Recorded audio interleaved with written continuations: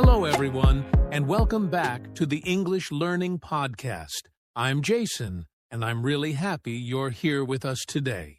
Hi, listeners. I'm Julia. Thank you so much for joining us. Today, we have a very useful and interesting topic for you: how native English speakers talk at work. Yes, many English learners tell us that they understand English in class, but when they go to work, everything feels fast, natural, and sometimes difficult to follow. Exactly. Native speakers often use short sentences, natural expressions, and friendly tones. So today we're going to help you understand how they really speak in the workplace. In this episode, you will learn how native speakers start conversations at work, how they give information clearly, how they ask questions politely, how they explain problems, and how they give opinions the natural way. And we will also show you real examples, short conversations, and useful phrases that you can start using right away. Our goal is simple. After this podcast, you will feel more confident and more natural when speaking English at work. So get ready, relax, and let's start learning together. All right.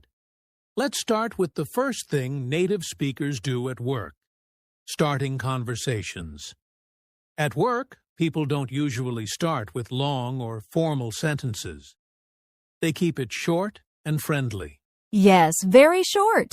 Instead of saying, "Good morning, how are you today?" native speakers often say things like, "Morning, hey, how's it going? Hi, everything good?" Right? And these greetings sound soft and natural. They are friendly, but not too formal. And after the greeting, native speakers usually add a quick small talk question. For example, they might ask, "How was your weekend? Busy day today? Did you get my email? Ready for the meeting?" Exactly. And these questions are not deep questions. They're just a way to connect and make the conversation comfortable. Let's give a quick example. I'll be the coworker, and you can be Jason arriving at the office. Perfect. Let's do it. Morning, Julia. Hey, Jason, how's your day so far? Good. Just getting started. You? Pretty good. Did you see the new schedule? Not yet. I'll check it now. Thanks. See? Very simple. Short greetings, short questions, short answers. Yes. And the key is this: native speakers don't try to sound perfect. They try to sound natural. They speak in small, easy pieces. And you can do the same. Just keep it short, friendly, and relaxed. Now, let's talk about something very important: how native speakers give information at work. Many learners think that native speakers use long and complex sentences, but actually, it's the opposite. Yes, native speakers almost always follow a simple pattern when giving information. The pattern is point, detail, action. Let's explain that. Point means the main idea. Detail means a little more information if needed. Action means what the other person should do next. Exactly. And native speakers keep each part short. For example, if I want to give Jason information about a report, I might say, "The report is ready. I added the new numbers. Please check page 3. Very short, very clear." Right. They don't say, "I just wanted to inform you that the report that we discussed yesterday has now been completed." That's too long. At work, people prefer simple communication. Let's give a quick example conversation so listeners can hear the style. "Hey, Jason, the meeting—" Oh, really? Yeah, it's— Got it. "Please tell the team." See how fast and clean that is? No extra words, no complicated grammar. Yes, that's how native speakers make work easier. Short steps, clear meaning. And you can also practice this. Say the point. Add a simple detail if needed. Tell the action politely. If you follow this structure, your English will sound clear and confident at work. Now let's talk about something very important: how native speakers ask questions politely at work. This can be confusing for many learners because native speakers use soft, friendly language. Yes, they almost never ask questions in a hard or direct way like, "Give me the file," or "Why didn't you finish this? That sounds too strong." Exactly. Instead, they use polite question forms that make everything sound friendly and respectful. One very common way is to start with, "Could you, can you, would you mind? Do you know if, is it okay if..." For example, instead of saying, "Send me the report," a native speaker would say, "Could you send me the report?" Or instead of asking directly, "Where is the file?" they might say, "Do you know where the file is?" This sounds softer and more natural. Another thing native speakers do is check understanding politely. Instead of saying, "You understand?" they say, "Does that make sense?" Or, "Are you okay with that?" Let's show a quick example conversation for our listeners. "Hey, Julia, could you send me the meeting notes?" Sure. Do you need them now? If possible, yes. And do you know if the manager is in today? I think so, but I can check for you. Thanks. That helps a lot. See, the questions are simple, polite, and soft. Yes, and this is the key. Use polite question starters to sound natural and professional at work. And remember, it's not about perfect grammar. It's about speaking kindly and clearly. Now let's talk about something very useful: how native speakers explain problems at work. This is important because everyone faces problems, but the way you explain them can make communication easy or difficult. Exactly. And the good news is that native speakers use a very simple pattern. They usually follow 3 steps. Say the problem, explain what's happening, ask for help, or suggest a solution. Yes, and they keep everything short and clear.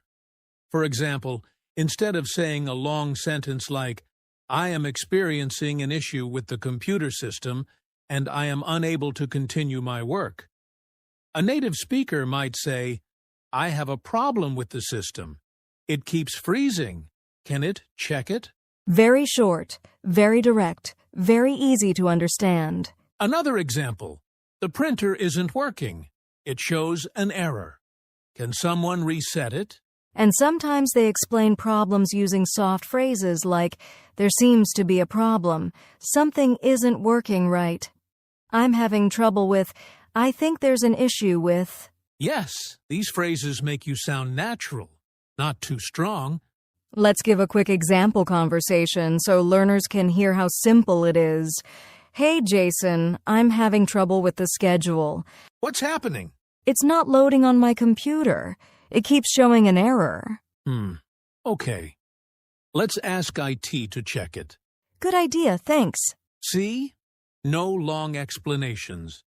Just the problem, what's happening, and what to do next. Yes, and the key is, keep your sentences short and clear. This makes communication fast and professional. Now, let's talk about another important skill: giving opinions and suggestions at work. Many learners feel nervous about this because they don't want to sound rude. Yes, and native speakers handle this very naturally. They often soften their language so it sounds polite, friendly, and professional. Right. Instead of saying, "You should do it this way," they say, "I think it might work better if maybe we could try. How about one idea could be..." Exactly. And when they give opinions, they often use soft words like, "I feel it seems, in my opinion." Let's show a quick example conversation so listeners can hear the natural flow. "Jason, I think we should change the report format. Oh, okay. What do you suggest? Maybe we could make the tables bigger. It might be easier to read." That's a good idea. Let's try it. See? Short sentences, polite language, and clear suggestions. Yes, and another tip: always add a soft phrase like "maybe" or "I think." It makes your English sound natural. And don't worry if your grammar isn't perfect. The main goal is to share your idea politely and clearly. Next, let's talk about joining meetings and discussions at work. Many learners feel nervous speaking in meetings, but native speakers have simple ways to join and contribute naturally. Yes, the key is to enter politely, stay short, and speak clearly. Native speakers usually start with a small greeting, then give a short update or ask a question. For example, they might say, "Hi everyone, can I add something? I'd like to share a quick update. Do you mind if I say something?" Exactly.